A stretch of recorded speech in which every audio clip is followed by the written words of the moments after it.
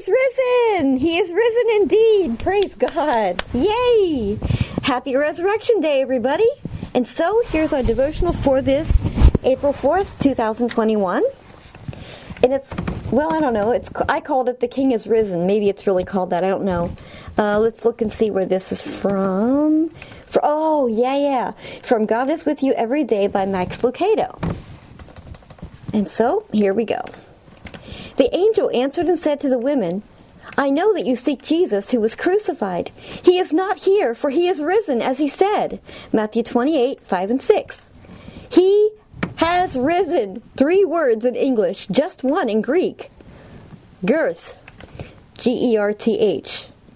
So much rests on the validity of this one word. If it is false, then the whole of Christianity collapses like a poorly told joke. Yet if it is true, then God's story has turned your final chapter into a preface.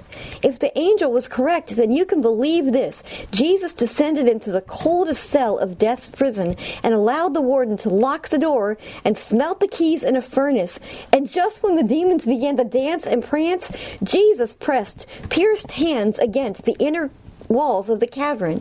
From deep within he shook the cemetery. The ground rumbled, the tombstones tumbled, and out he marched, the cadaver turned king, with the mask of death in one hand and the keys of heaven in the other. He has risen. Not risen from sleep, not risen from confusion, not spiritually raised from the dead, physically raised. The bodily resurrection means everything. If Jesus lives on only in spirit and deeds, he is but one of 1,000 dead heroes. But if he lives on in flesh and bone, he is the king who pressed his heel against the head of death. What he did with his own grave, he promises to do with yours. Empty it.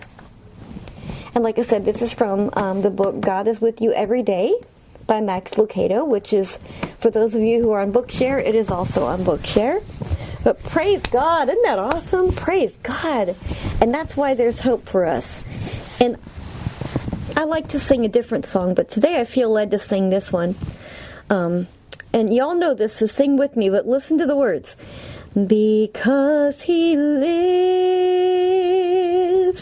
I can face tomorrow. Because he lives, all fear is gone. Because I know he holds the future, and life is worth the living just because he lives. Life is worth the living just because Jesus lives.